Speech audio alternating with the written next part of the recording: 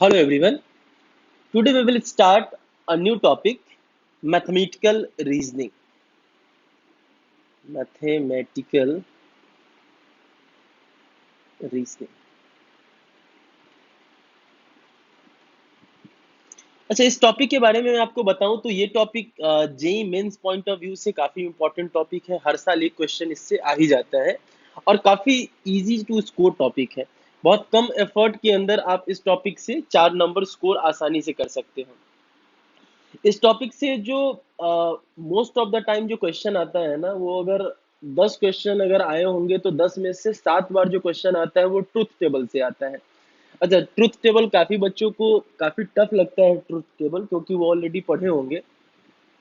लेकिन हम जो ट्रुथ टेबल पढ़ेंगे वो सेट्स थियरी को यूज करके ट्रुथ टेबल पढ़ेंगे, जो कि बहुत ही आसान होगा। हम मैथमेटिकल रीजनिंग के क्वेश्चन यूं हवा में उड़ा सकते हैं, बहुत ही आसानी से मैथमेटिकल रीजनिंग के सारे क्वेश्चंस कर सकते हैं। तो 4 मार्क्स ना बहुत कम एफर्ट से हम लोग स्कोर कर सकते हैं, और बहुत ही आसान क्वेश्चन आता है और बहुत ही फिक्स पैटर्न का क्वेश्चन आता है। तो हम लोग स्टार्ट करते हैं topic mathematical reasoning. So first we will start with mathematical statement. Mathematical statement, या इसको हम लोग लॉजिकल स्टेटमेंट भी कहते हैं। लॉजिकल स्टेटमेंट या सीधा स्टेटमेंट भी कहते हैं। स्टेटमेंट,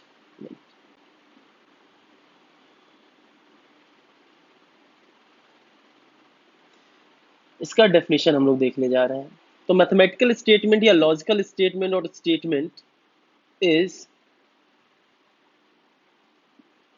आइदर ट्रू और फॉल्स।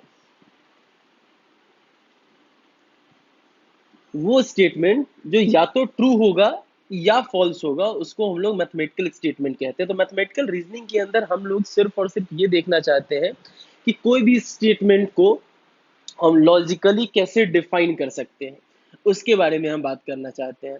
तो मैंने कहा कि कोई भी स्टेटमेंट जो क्या होना चाहिए, या तो ट्रू होना चाहिए या फॉल्स होना चाहिए। जैसे अगर मैंने लिखा 2+3=7, तो ये एक फॉल्स स्टेटमेंट है, और फॉल्स है तो मैं कहूंगा हाँ, this is a mathematical statement.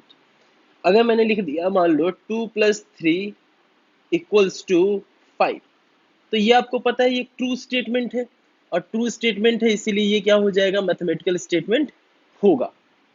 लेकिन अगर मैंने यहाँ लिख दिया x+1=5, तो x+1=5 के बारे में आप कुछ भी श्योर नहीं कह सकते। क्यों? क्योंकि दिस स्टेटमेंट और the value depends on upon x। जब x की वैल्यू 4 होगी तब जाके मेरा स्टेटमेंट क्या हो जाएगा, ट्रू हो जाएगा। और x की वैल्यू अगर 5 होगी तो मेरा स्टेटमेंट क्या हो जाएगा, फॉल्स हो जाएगा। इसीलिए ये मैथमेटिकल स्टेटमेंट नहीं है। This is not a mathematical statement. क्यों? क्योंकि इसका जो ट्रुथ वैल्यू है वो या तो हमेशा ट्रू या तो हमेशा फॉल्स नहीं है। क्यों? This depends upon the value of x which we have substituted in this question, कि हम वैल्यू ऑफ x क्या सब्सटीट्यूट करते हैं। अगर x की वैल्यू 4 रखते हैं तब तो ये ट्रू स्टेटमेंट हो जाएगा, और x की वैल्यू अगर हमने 5 रख दी तो ये फॉल्स स्टेटमेंट हो जाएगा। ठीक है ना? तो ऐसे स्टेटमेंट जिसके अंदर ना तो वो ट्रू होता है ना फॉल्स होता है, सस्पिशियस होता है, उसको कहते हैं हम लोग ओपन स्टेटमेंट। क्या कहते हैं उसको? Open statement. तो सेकेंड डेफिनेशन हम लोग लिख रहे हैं यहाँ पे, ओपन स्टेटमेंट या open sentence. Open sentence, open sentence is a statement. Open sentence is a statement, truth value of which, truth value of which is not fixed. Truth value of which is not fixed, and depends depends upon information, not present in information not present in the sentence। क्योंकि आपने देखा कि यहाँ पे जैसे यहाँ पे मैं एक चीज और लिख सकता हूँ ओपन सेंटेंस के बारे में कि open sentence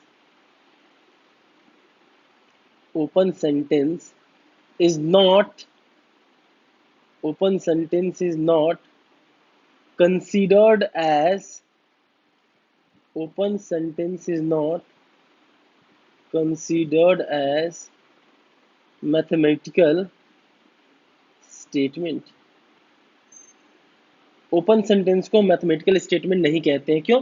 क्योंकि ओपन सेंटेंस के अंदर आपने देखा ना x+1 = 7, इसकी जो वैल्यू है वो किस पर डिपेंड्स कर रही है? Depends upon x।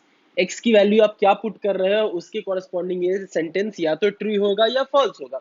अगर आपने x की वैल्यू 6 पुट की तब तो ये स्टेटमेंट क्या हो जाएगा? ट्रू हो जाएगा, क्योंकि 6+1 7 हो जाएगा जो कि ट्रू हो जाएगा और ये मैथमेटिकल स्टेटमेंट हो जाता। लेकिन x की वैल्यू आप अगर 7 पुट कर देते तो 7+1 7 तो फॉल्स हो जाता है कि नहीं?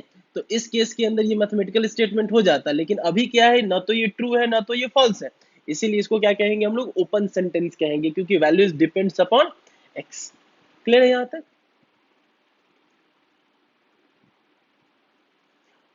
थर्ड है यहां पे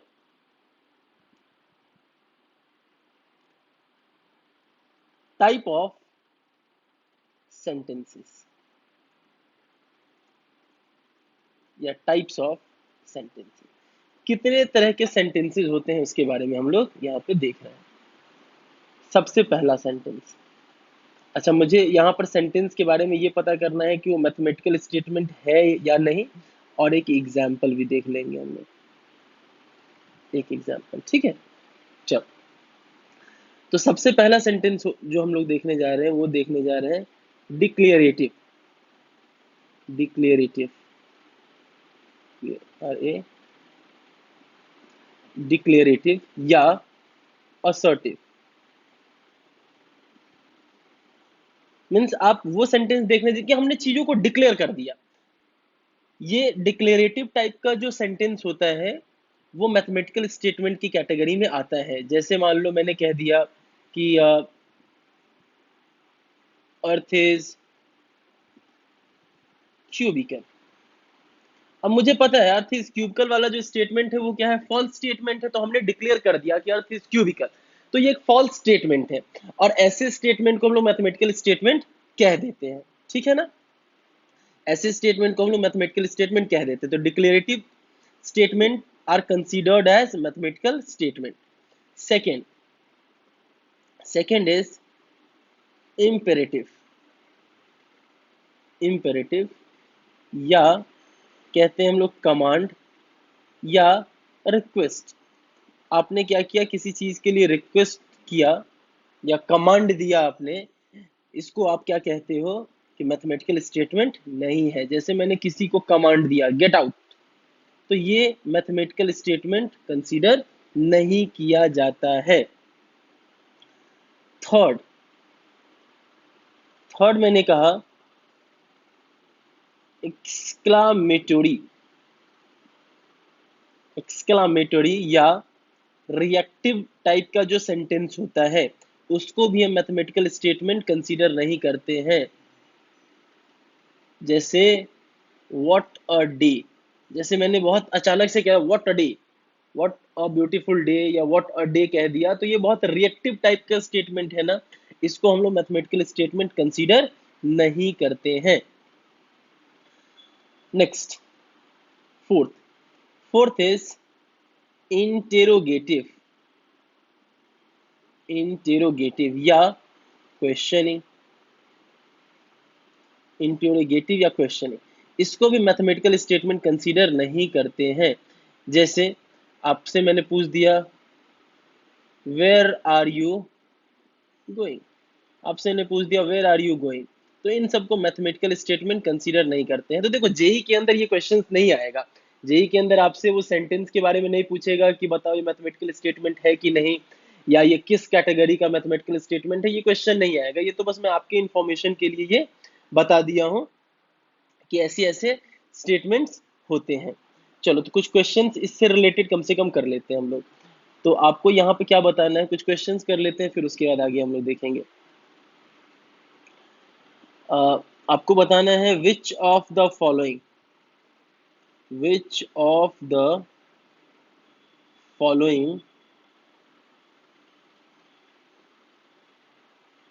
sentences are which of the following sentences are statements, which of the following sentences are statements, ये आपको बताना है। सबसे पहला 3 + 2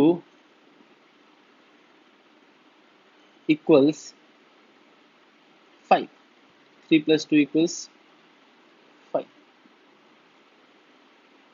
सेकेंड स्टेटमेंट, तो आपको बताना है कि इनमें से कौन सा सेंटेंस स्टेटमेंट है, या मैथमेटिकल स्टेटमेंट है, या लॉजिकल स्टेटमेंट है, इसके बारे में आपको बताना है। तो आपको पता है ना कि दो statement which are either true और false are called as mathematical statement, या स्टेटमेंट, या लॉजिकल स्टेटमेंट। सस्पिशियस स्टेटमेंट को हम लोग कंसीडर नहीं करते हैं। The sum of two negative number is negative. The sum of two negative number is negative.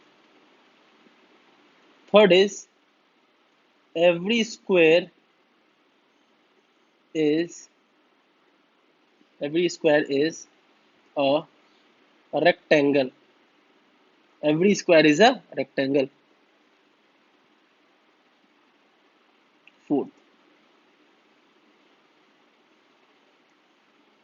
3 + 2 = 6. Next, all prime numbers are odd. Sixth, every relation is a function.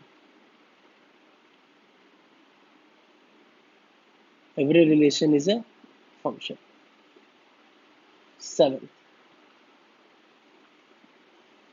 x plus y is greater than 0. X plus y is greater than 0. Next, the square of a number is even. The square of a number is even. Next,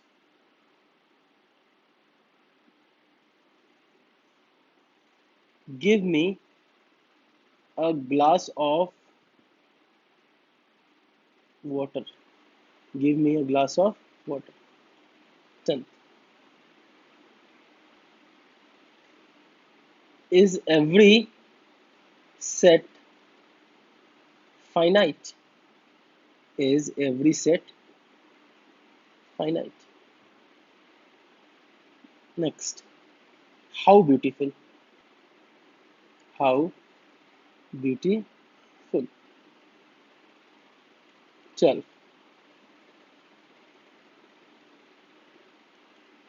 tomorrow is Monday. 13, may God bless you. May God bless you. तो आपको बताना है इनमें से कौन कौन से sentence statement की कैटेगरी में आते हैं। अब सारे क्वेश्चंस ट्राई करो, फिर एक एक कर करके हम डिस्कस कर लेंगे। ट्राई करो। तो आपको बस ये जानना है कि सर स्टेटमेंट कौन से होते हैं, जो सेंटेंस या तो ट्रू हो या फॉल्स हो उनको स्टेटमेंट कहते हैं। और बाकी कैटेगराइज हमने किया है यहाँ पे कि डिक्लेरेटिव या असर्टिव सेंटेंस को हम लोग मैथमेटिकल स्टेटमेंट कंसीडर करते हैं, बाकी इंपेरेटिव, एक्सक्लामेटरी और इंटरोगेटिव या क्वेश्चनिंग को हम लोग स्टेटमेंट कंसीडर नहीं करते हैं। तो पहला क्वेश्चन है 3+2 = 5। तो ये कैसा स्टेटमेंट है? ये ट्रू स्टेटमेंट है, इसीलिए मैथमेटिकल स्टेटमेंट होगा, क्योंकि इसको हम ट्रू या फॉल्स की कैटेगरी में डाल सकते हैं। तो yes, this is a mathematical statement.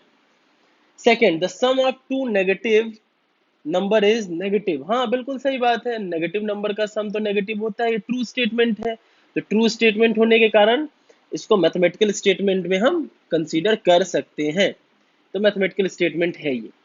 Third, every square is a rectangle. हाँ, बिल्कुल सही बात है, क्योंकि रेक्टेंगल एक बड़ी फैमिली है, स्क्वायर उसका एक छोटा सा फैमिली है। तो ये एक ट्रू स्टेटमेंट है। तो yes, this statement is considered as mathematical statement. ठीक है। 3+2 = 6, ये फॉल्स है। तो yes, this is considered as mathematical statement. इसको हम मैथमेटिकल स्टेटमेंट कंसीडर करेंगे। All prime numbers are odd, बिल्कुल गलत बात है, क्योंकि 2 is the prime number which is even, 2 is the only even prime number। तो ये false statement हो गया, लेकिन false होने के कारण ये mathematical statement है, क्योंकि mathematical statement का मतलब होता है either true or false। every relation is a function। हाँ, every relation is a function नहीं, बिल्कुल भी गलत है। हर एक रिलेशन फंक्शन नहीं होता है, in fact every function is a relation. तो ये फॉल्स है। ठीक है, तो फॉल्स है, तो हम फॉल्स या ट्रू कह पा रहे हैं ना, इसीलिए मैथमेटिकल स्टेटमेंट हो जाएगा। ये मैथमेटिकल स्टेटमेंट हो जाएगा। x+y > 0 depends upon the value of x and the value of y, so this is not a mathematical statement। Actually ये क्या हो जाएगा? ओपन सेंटेंस हो जाएगा। क्या हो जाएगा? ओपन सेंटेंस, क्योंकि दिस स्टेटमेंट या this statement depends upon the values of x and y। The square of a number is even, the square of a number is even नहीं, बिल्कुल नहीं। Square of a number even नहीं होता है। Square of a number 3 square 9 भी होता है और 4 स्क्वायर 16 भी होता है। तो ये यहाँ पर अगर मैं लेता हूँ तब तो ट्रू हो जाएगा, और यहाँ लूंगा तो फॉल्स हो जाएगा। तो ये ना तो ट्रू है, ये ना तो फॉल्स है, इसीलिए ये सस्पिशियस स्टेटमेंट में आ जाता है। इसको हम ट्रू या फॉल्स की कैटेगरी में नहीं डाल सकते, इसीलिए नॉट अ मैथमेटिकल स्टेटमेंट। ये मैथमेटिकल स्टेटमेंट नहीं है। ये क्या है? ओपन सेंटेंस हो जाएगा। क्या हो जाएगा? ओपन सेंटेंस हो जाएगा। ठीक है। नेक्स्ट,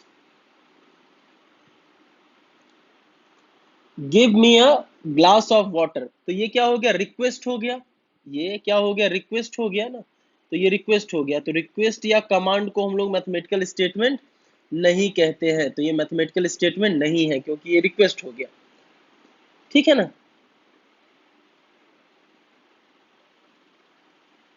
क्लियर है यहां तक? Next,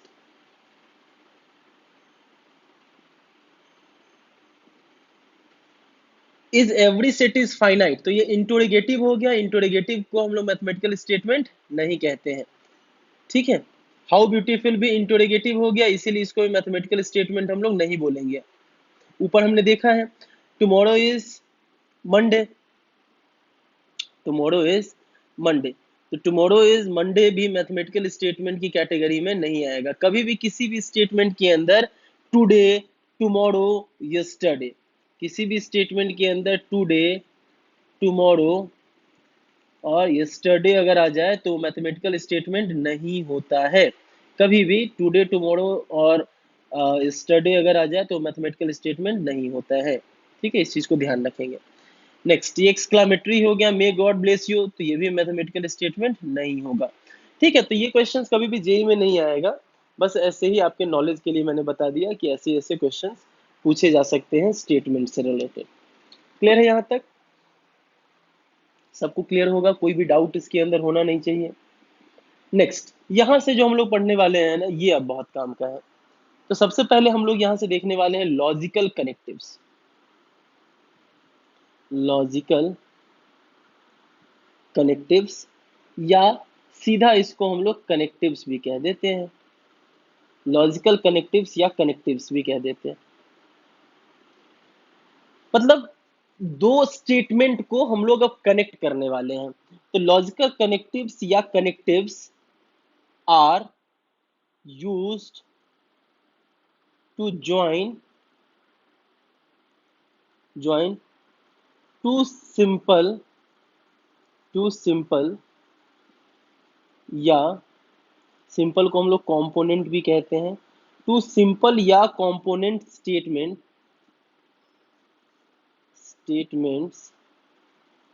to get compound statements।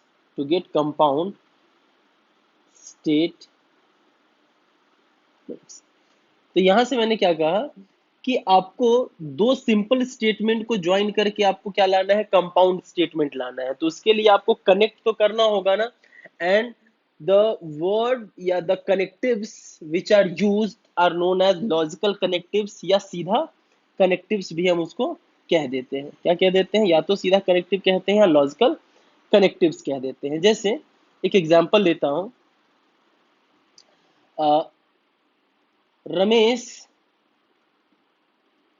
Is इधर डॉक्टर और इंजीनियर। रमेश इज इधर डॉक्टर और इंजीनियर। तो यहां पर ये जो और है ना, ये दो स्टेटमेंट को कनेक्ट कर रहा है। कौन कौन से स्टेटमेंट को, Ramesh is doctor, Ramesh is doctor और रमेश इज एन इंजीनियर। ये दो स्टेटमेंट है, और इन दोनों स्टेटमेंट को क्या कहते हैं हम लोग, सिंपल स्टेटमेंट। क्या कहते हैं इसको, सिंपल स्टेटमेंट। सिंपल स्टेटमेंट, इसको भी क्या कहेंगे हम लोग, सिंपल स्टेटमेंट। Simple statement. और इन दोनों को आपने अगर एक साथ देखा है, रमेश इज आइदर डॉक्टर और इंजीनियर, तो इन दोनों को मिला के हम लोग क्या कहेंगे, कंपाउंड स्टेटमेंट। क्या कहेंगे हम लोग, कंपाउंड स्टेटमेंट। और ये जो और है, इसी को हम लोग कहते हैं लॉजिकल कनेक्टिव, क्योंकि इस और ने दो स्टेटमेंट को कनेक्ट कर दिया है। इस स्टेटमेंट को पढ़ेंगे कैसे, रमेश इज डॉक्टर और रमेश इज एन इंजीनियर, ऐसे पढ़ेंगे, रमेश इज डॉक्टर और रमेश इज एन इंजीनियर। तो उसी को बहुत शॉर्ट फॉर्म में लिखना होगा, तो कैसे लिखेंगे, रमेश इज इधर डॉक्टर और इंजीनियर। और इसी को एक्सपैंड करके लिखना होगा तो क्या लिखेंगे, रमेश इज अ डॉक्टर और एन इंजीनियर। तो एक स्टेटमेंट हो गया, रमेश इज अ डॉक्टर और रमेश इज एन इंजीनियर। तो ये दो स्टेटमेंट हो गया, सिंपल स्टेटमेंट कहते हैं इसको, या कंपोनेंट स्टेटमेंट भी कहते हैं। सिंपल को कंपोनेंट स्टेटमेंट भी कहते हैं, और इन दोनों को मिला दिया तो क्या हो गया, ये कंपाउंड स्टेटमेंट हो गया। क्या हो गया, कंपाउंड स्टेटमेंट हो गया। ठीक है ना। तो ये स्टेटमेंट को कनेक्ट करने का काम करता है। तो हम लोग देख लेते हैं कि क्या क्या लॉजिकल कनेक्टिव्स अपने को पढ़ना है। तो सीरियल नंबर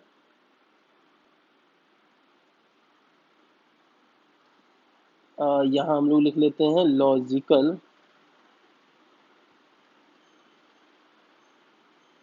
लॉजिकल कनेक्टिव, या सीधा इसको हम लोग कनेक्टिव भी कह सकते हैं, लॉजिकल कनेक्टिव या कनेक्टिव। ठीक है, लॉजिकल कनेक्टिव या कनेक्टिव। Next, symbol used. क्या सिंबल हम लोग यूज करते हैं उस कनेक्टिव को दिखाने के लिए, उसके बारे में हम लोग बात कर रहे हैं। Next, term use. क्या टर्म यूज करते हैं उसके बारे में हम लोग बात करेंगे। क्लियर है यहाँ तक। चलो, सबसे पहला हम लोग जो लॉजिकल कनेक्टिव देखेंगे वो होगा और और इसके लिए सिंबल यूज करते हैं, जैसे यूनियन होता है ना, बस यूनियन को थोड़ा सा शार्प कर दो। तो इसके लिए सिंबल यूज करते हैं, वी का सिंबल यूज करते हैं। और इसके लिए हम लोग यूज करते हैं डिसजंक्शन। डिसजंक्शन, क्या कहते हैं, डिसजंक्शन। सेकेंड सेकेंड जो हम लोग यूज करेंगे वो होगा एंड। एंड के लिए वही इंटरसेक्शन वाला सिंबल यूज करते हैं, और ये होता है कंजंक्शन। क्या होता है ये, कंजंक्शन। ठीक है। थर्ड थर्ड होता है नॉट का, नॉट। और नॉट के लिए जो सिंबल यूज करते हैं वो ऐसा, एस को क्या कर लेते हैं ना, लिटा देते हैं। या काफी सारे बुक्स में ना ऐसे भी दिखाते हैं, ये डॉट इधर और ये एरो ऐसे भी दिखाते हैं, लेकिन मैक्सिमम टाइम ये वाला सिंबल यूज किया जाता है। कौन सा वाला सिंबल यूज किया जाता है मैक्सिमम टाइम? ये वाला सिंबल यूज किया जाता है। एस को उल्टा कर दिया, और इसको हम लोग कहते हैं नेगेशन। क्या कहते हैं हम लोग? नेगेशन।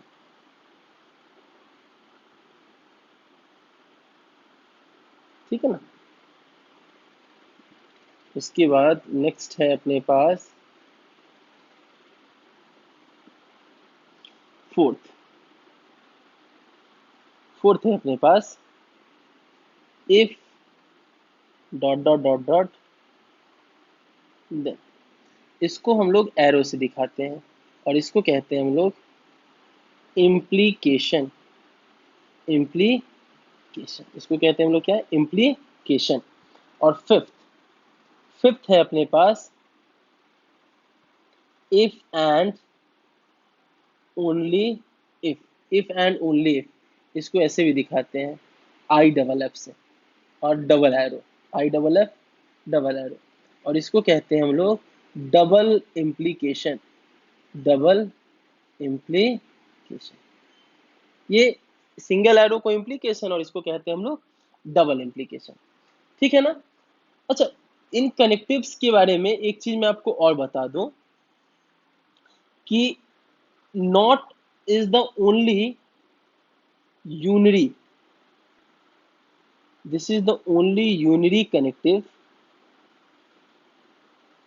बाकी जितने भी कनेक्टिव्स हैं ना, वो सारे के सारे कैसे हैं? बाइनरी कनेक्टिव्स हैं। मतलब समझा देता हूं मैं आपको। बाइनरी कनेक्टिव्स, बाइन, इफ एंड देन भी क्या, इफ देन भी क्या हो गया? बाइनरी कनेक्टिव्स हो गया। और इफ एंड ओनली इफ भी क्या हो गया? Binary connective. अब आप सोच रहे होंगे कि सर ये यूनरी कनेक्टिव और बाइनरी कनेक्टिव का मतलब क्या होता है? देखो, यूनरी कनेक्टिव का मतलब होता है, यूनरी कनेक्टिव का मतलब, यूनरी कनेक्टिव का मतलब हो गया कि कनेक्टिव,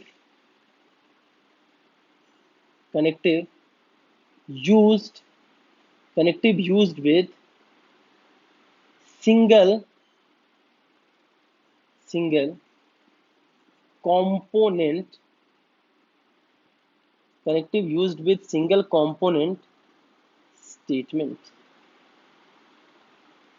जैसे अगर मुझे कहना होगा कि रमेश इज नॉट, जैसे मुझे नेगेशन यूज करना होगा, रमेश इज डॉक्टर अगर एक स्टेटमेंट है, अगर मुझे रमेश इज डॉक्टर स्टेटमेंट का नेगेशन यूज करना होगा, तो मैं कैसे यूज करेंगे? Ramesh is not a doctor. तो आपने क्या देखा कि ये जो नेगेशन जो मैंने यूज किया है नॉट, उसके लिए मुझे कितने स्टेटमेंट चाहिए, कितने सिंपल स्टेटमेंट चाहिए हुए? सिर्फ एक, रमेश इज डॉक्टर। लेकिन बाकी जितने भी हैं उनके लिए मुझे दो सिंपल स्टेटमेंट चाहिए होंगे। जैसे रमेश इज, जैसे और अगर मैं यूज करता हूं, तो रमेश इज डॉक्टर और कलर। तो आपने क्या देखा कि और अगर मैंने, और अगर यूज किया है यहाँ पे, अगर मैंने अगर कनेक्टिव और यूज किया है, तो और कनेक्टिव को यूज करने के लिए मुझे दो स्टेटमेंट लेने पड़े सिंपल। कौन कौन सा?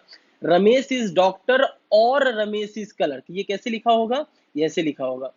इसको सही तरीका लिखने का तो ये है, रमेश इज अ डॉक्टर और रमेश इज अ कलर।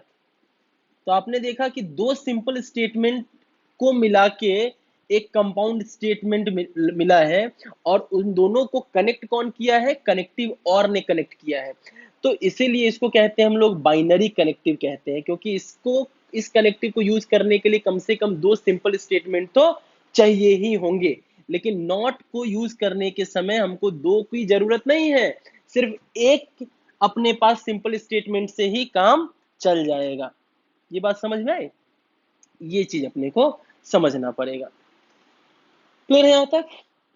चलो, तो नेक्स्ट और मोस्ट इंपॉर्टेंट चीज अपन पढ़ रहे हैं, जहां से क्वेश्चन अपने से बनना स्टार्ट हो जाएगा, ट्रुथ टेबल।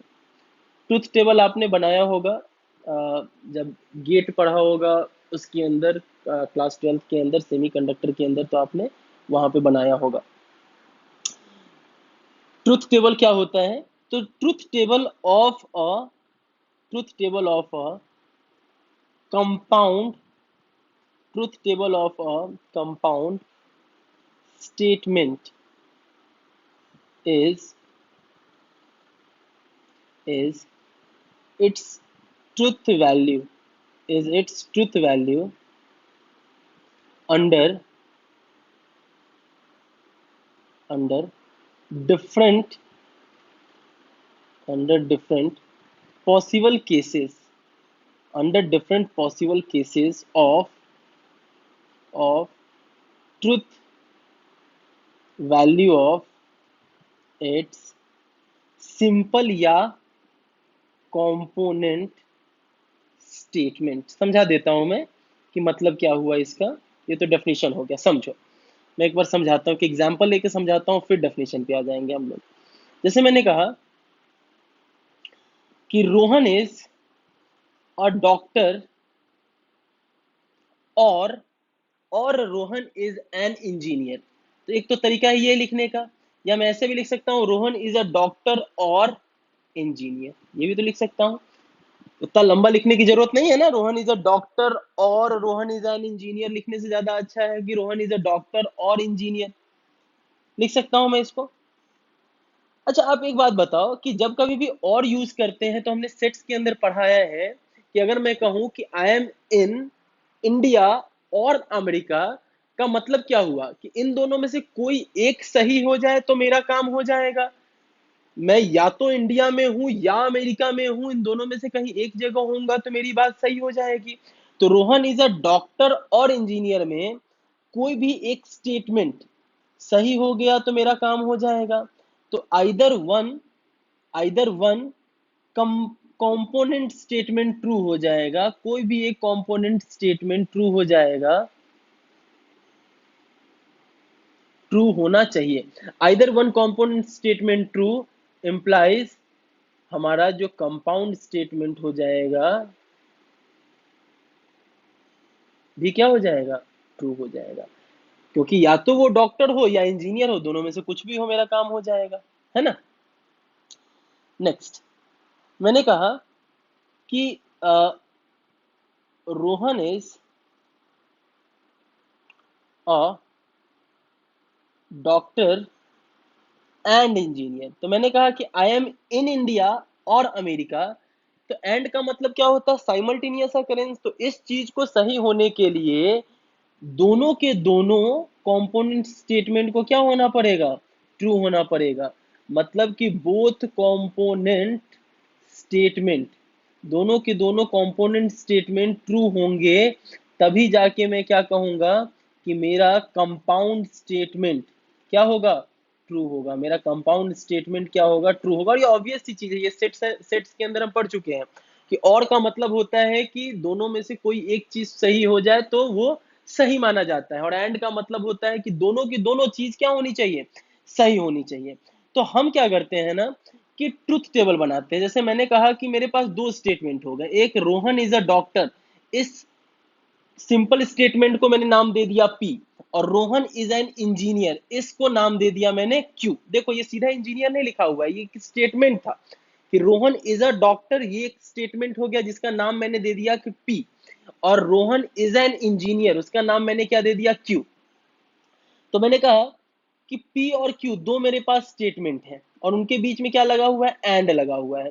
तो मैंने कहा कि क्या क्या पॉसिबल केसेस हो सकते हैं इन स्टेटमेंट्स के बारे में। तो मैंने कहा कि हो सकता होगा कि P सही हो और Q भी सही हो सकता होगा कि P सही हो, Q फॉल्स हो, ये हो सकता है कि ये फॉल्स हो जाए और ये ट्रू हो जाए, और ये हो सकता है कि ये फॉल्स हो जाए और ये भी फॉल्स हो जाए। तो मैंने कहा कि अगर मेरे पास अगर एंड कनेक्टिव है तो एंड कनेक्टिव तो तभी सही होता है जब दोनों का दोनों स्टेटमेंट क्या हो जाए, एक ही जैसा हो। तो मैंने कहा कि true and true will give us true, true and false, एक कह रहा है कि ट्रू है और एक कह रहा है फॉल्स है, मतलब ओवरऑल क्या हो गया, फॉल्स हो गया। फॉल्स एंड ट्रू, तो ओवरऑल क्या होगा, फॉल्स, और दोनों कह रहा है कि मैं फॉल्स हूं, इसका मतलब क्या हो गया, मैं फॉल्स। तो आपने क्या देखा कि ये हो गया ट्रूथ टेबल किसका, ये हो गया truth table of compound statement. ये किसका ट्रूथ टेबल हो गया, कंपाउंड स्टेटमेंट का ट्रूथ टेबल हो गया। और ये ट्रूथ टेबल किसका हो गया, ये कंपोनेंट स्टेटमेंट या सिंपल स्टेटमेंट का ट्रूथ टेबल हो गया। तो आपको वही मैंने बताया कि ट्रूथ टेबल क्या बताता है, truth table of a compound statement is its truth value under different possible cases, true true true, false false, true false false, under different possible cases of truth value of component statement. तो आपने देखा कि component statement के अलग अलग conditions की में मुझे कंपाउंड स्टेटमेंट की क्या ट्रूथ वैल्यू मिलती है उसके बारे में मैंने यहाँ पे बात किया है। ठीक है, यहाँ पे तो यहाँ पे मैं क्या बनाऊंगा, अभी ट्रूथ टेबल बनाऊंगा। यहाँ पे मैं ट्रूथ टेबल बनाने जा रहा हूँ। चलो तो ट्रूथ टेबल बना लेते हैं। यहाँ पे सबसे पहले लिख लेंगे सीरियल नंबर। ठीक है, काफी आसान चैप्टर है, आपको सिर्फ और सिर्फ इसको बार बार रिवाइंड करके एक बार देख लेना। बार बार रिवाइंड करके 2 से 3 बार देख लोगे ना तो आपको समझ में, दिमाग में बैठ जाएगा, और फिर क्वेश्चंस कर लोगे तो समझ में आ जाएगा। तो मैंने कहा कि सीरियल नंबर मैंने ले लिया और 2 सिंपल स्टेटमेंट मैंने लिए हैं, कौन कौन से, एक तो पी लिया है और एक क्यू लिया है। फिर मैंने कहा कि पी और क्यू को मिला के पी और क्यू हो सकता है, तो पी और क्यू ले लिया मैंने। फिर क्या हो सकता है, पी एंड क्यू हो सकता है, पी एंड क्यू मैंने ले लिया। फिर क्या हो सकता है, निगेशन पी लूं या निगेशन क्यू लूं, एक ही बात है ना, निगेशन पी ले लो या निगेशन क्यू ले लो, दोनों बात एक ही है। निगेशन पी लो या निगेशन क्यू लो, एक ही बात है, दोनों मैं नहीं बता रहा हूं, दोनों एक ही बात है। फिर next is P implies Q, और last is P double implies Q. ये थोड़ा जगह कम हो गया, पी डबल इम्प्लाइज क्यू। ठीक है, चलो तो पहले मैं इसको समझा देता हूं। मैंने कहा यहाँ पे आ, ये दोनों क्या हो गए, पी और क्यू क्या हो गए, पी और क्यू सिंपल स्टेटमेंट हो गए। सिंपल स्टेटमेंट जो अभी मैंने ऊपर देखा है ना, रोहन इज डॉक्टर और इंजीनियर वाला, तो एक स्टेटमेंट का नाम दे दिया पी और एक का नाम दे दिया क्यू। तो मैंने कंडीशंस लिया है पी और Q, P and Q, negation P, P implies Q और पी डबल इंप्लाइज क्यू। अच्छा, पी डबल इंप्लाइज क्यू का मतलब क्या होता है, P implies Q and Q implies P. मतलब इसको मैं ऐसे लिख सकता हूँ, P implies Q and Q implies P। तो आपने कहा कि अगर मुझे ये आता है ना, ये अगर आता है तो ये भी आ जाएगा, ठीक है, ये आता है और ये आता है तो मुझे ये भी आ जाएगा, ठीक है।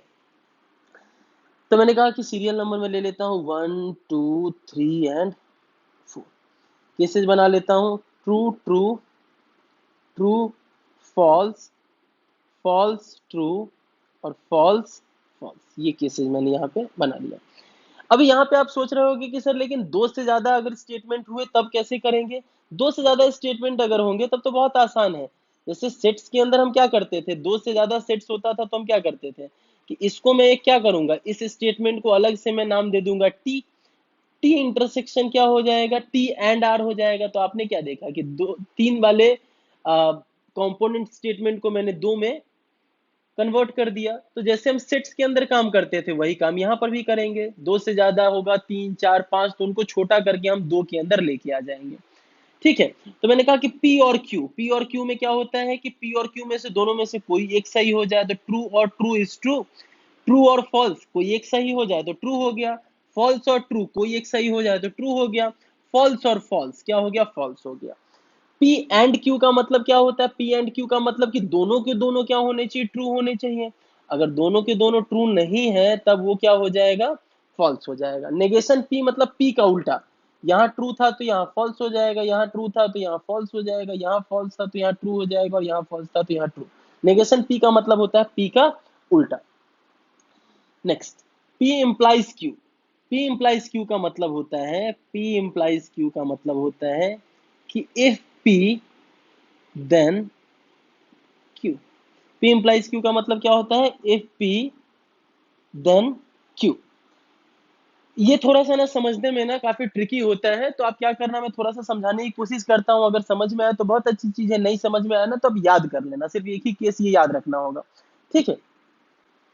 आपको ये देखना है कि जो भी मैं क्लेम कर रहा रहा हूं, जो भी आप क्लेम कर रहे हो वो क्लेम गलत हो जाए तो मैं इसको क्या बोलूंगा, फॉल्स बोलूंगा। जो भी आप क्लेम कर रहे हो ना वो क्लेम क्या हो जाना चाहिए, गलत हो जाना चाहिए, तब जाके इसको क्या कहोगे, आप फॉल्स कहोगे।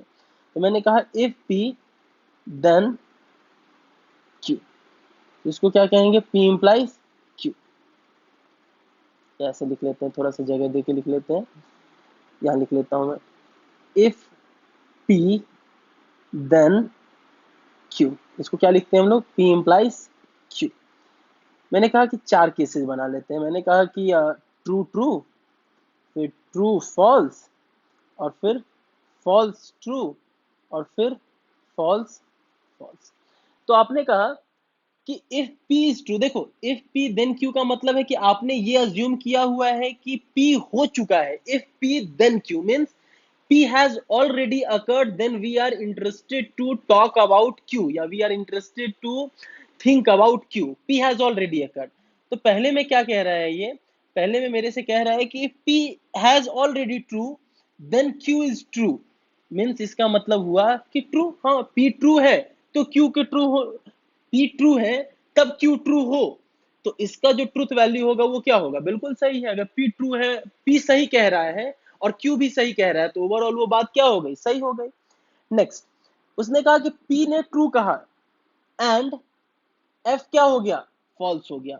P तो ट्रू कह दिया लेकिन F क्या हो गया, फॉल्स हो गया, तो इसको क्या कहेंगे हम लोग, फॉल्स कहेंगे। मतलब जो क्लेम कर रहे हो वो क्लेम गलत हो जाए तो हम क्या कहेंगे, उसको फॉल्स कहेंगे। तो आपने तो बोला कि मैं P ट्रू हो गया लेकिन Q क्या हो गया, फॉल्स हो गया, मतलब आपका क्लेम क्या हो गया, गलत हो गया। तो आपका क्लेम गलत हो गया, इसका मतलब कि P इंप्लाइज Q क्या हो गया, फॉल्स हो गया। तो ये ना लोगों को समझ में नहीं आता रहता है, आप तो बस रट लो। आप तो यहां से क्या लर्न कर लोगे कि पहला P इंप्लाइज Q में पहला ट्रू और बाद वाला फॉल्स, देन क्या हो जाएगा, वो फॉल्स हो जाएगा। तो ये याद रखना, पहला ट्रू बाद वाला फॉल्स, तो क्या हो जाएगा, फॉल्स हो जाएगा। अच्छा नेक्स्ट, उसने कहा कि इफ P इज फॉल्स, अच्छा पहला ही क्या हो गया, P ही फॉल्स, P ने ही गलत बोल दिया। तो भाई P ने अगर गलत बोल दिया इसका मतलब ये हुआ कि P ने कुछ बोला ही नहीं। इसका अगर आप, मैं कहूंगा कि अफेक्टिव क्या होगा, अफेक्टिव तो यही होगा कि P ने कुछ भी नहीं बोला। क्यों, क्योंकि P ने गलत बोल दिया ना, P ने तो झूठ बोल दिया, P ने झूठ बोल दिया तब तो क्या हो जाएंगी चीजें, तब तो चीजें क्या हो गई, बाद वाली जो भी चीजें होंगी वो क्या हो जाएंगी, ट्रू हो जाएंगी।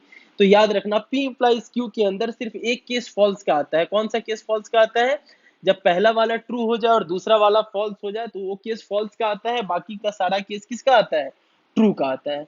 ये चीज ध्यान रखना। तो Q इंप्लाइज P के अंदर कौन सा केस फॉल्स होगा, जब Q क्या हो जाए, ट्रू हो जाए, और P क्या हो जाए, फॉल्स हो जाए। मतलब ये वाला केस क्या हो जाएगा, फॉल्स हो जाएगा, बाकी सारा का सारा केस क्या हो जाएगा, ट्रू हो जाएगा, है कि नहीं। तो मैंने कहा कि P डबल इंप्लाइज Q का मतलब क्या होता है, P डबल इंप्लाइज Q का मतलब होता है P implies Q and Q implies P, यही होता है ना।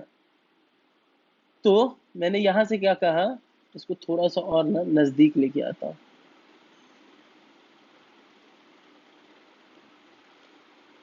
Q इंप्लाइज P था, तो Q इंप्लाइज P में क्या क्या हो गया यहाँ पे, T, Q इंप्लाइज T था ना, T, तो यहाँ पर क्या हो गया अपने पास, ट्रू और फॉल्स में क्या होता है, फॉल्स होता है, बाकी समय तो ट्रू होता है। ये मैंने कहा कि P double implies Q, P double implies Q का मतलब क्या हो गया कि इन दोनों का मुझे क्या लेना होगा, इंटरसेक्शन लेना होगा, या मतलब इन दोनों का एंड लेना होगा। तो ये ट्रू हो गया, ये फॉल्स हो गया, ये फॉल्स हो गया, और ये क्या हो गया, ट्रू हो गया। तो ये ट्रूथ वैल्यू के अंदर हम क्या कर देते हैं, फीड कर देते हैं। तो ये समझ में आया। P डबल इंप्लाइज Q कभी भी निकालना होगा तो मैं इनका अलग निकाल लूंगा, इनका अलग निकाल लूंगा, और दोनों को एंड कनेक्टिव से क्या कर दूंगा, जोड़ दूंगा। तो यहाँ से अगर आप देखो तो इसको अगर आप फिल करोगे तो P इंप्लाइज Q कैसे फिल हो जाएगा, T अच्छा, ट्रू और फॉल्स के केस में ये सिर्फ फॉल्स होता है, बाकी हमेशा क्या रहता है, ट्रू रहता है। और ये आपने देखा टी, एफ, एफ और टी होता है। मतलब इसका ध्यान रखोगे क्या कि दोनों के दोनों जब ट्रू होंगे, दोनों के दोनों जब ट्रू होंगे तो ट्रू होगा, और दोनों के दोनों जब फॉल्स होंगे तो ट्रू होगा। बाकी केस में ये क्या होता है, फॉल्स होता है। और भूल जाओगे ना तो आप P implies Q and Q implies P से निकाल सकते हो। बस यहाँ पर ये ध्यान रखना होगा आपको कि P implies Q फॉल्स कब होता है, जब P ट्रू हो एंड Q क्या हो जाए, फॉल्स हो। क्या क्या याद रखोगे, P ट्रू हो और Q क्या हो जाए, फॉल्स हो जाए। तो ये ट्रुथ टेबल है, और सारे के सारे क्वेश्चन जेई के अंदर ना इसी से आते हैं। तो आज मैं बस यहीं पे खत्म करता हूँ। नेक्स्ट क्लास में हम लोग वेन डायग्राम देखेंगे, तो आप इसको अच्छे से लर्न कर लोगे और इसको अच्छे से समझ लोगे। P implies Q अगर समझ में आए तो अच्छी बात है, नहीं तो कम से कम ये केस तो जरूर लर्न कर लेना। बाकी तो आपको समझ में आता ही है कि P और Q का मतलब क्या होता है कि कोई एक चीज सही हो जाए फिर भी चलेगा। P एंड Q का मतलब क्या होता है कि दोनों की दोनों चीज सही हो जाए। नेगेशन P का मतलब होता है कि P का ठीक उल्टा। और P implies Q में P implies Q फॉल्स कब होता है, जब P ट्रू हो जाए एंड Q क्या हो जाए, फॉल्स हो जाए। ट्रू फॉल्स के केस में फॉल्स होता है, बाकी सारे केस में ये क्या होता है, ट्रू होता है। P डबल इंप्लाइज Q का मतलब क्या होता है कि P implies Q and Q implies P। तो P इंप्लाइज Q निकालना आता है, Q इंप्लाइज P निकालना आता है, दोनों का मैं क्या ले लूंगा, एंड ले लूंगा, एंड कनेक्टिव जोड़ दूंगा तो मेरा काम हो जाएगा। और याद रखना चाहो तो आप याद रखोगे P डबल इंप्लाइज Q, दोनों जब ट्रू होगा तो ट्रू होगा, दोनों जब फॉल्स होगा तो ट्रू होगा। बाकी केस में ये क्या हो जाएगा, फॉल्स हो जाएगा। तो ये सारी चीजें ना आप एक बार फिर से देख के आना, और इसके ऊपर हम खूब सारे क्वेश्चंस करेंगे, खूब सारे क्वेश्चंस आएंगे। आपको क्या दे देगा कि एक खूब सारे कंपोनेंट, खूब सारे सिंपल स्टेटमेंट्स दे दिए जाएंगे, और बोलेगा कि this is equivalent to, this is equivalent to करके क्वेश्चन पूछेगा। तो आपको क्या बनाना होगा, सारे ऑप्शंस का ट्रुथ टेबल बनाना होगा और देखना होगा कि किसका ट्रुथ टेबल मैच कर जाता है। ठीक है, तो चलो, तो नेक्स्ट क्लास के अंदर हम लोग क्या करने वाले हैं, सेट थियरी से रिलेटेड इसके कुछ कंटिन्यू करेंगे, इसकी थियरी कंटिन्यू करेंगे। तो 2 लेक्चर्स और लगेंगे इस टॉपिक को कंप्लीट करने में। चलो, तब तक के लिए थैंक यू सो मच।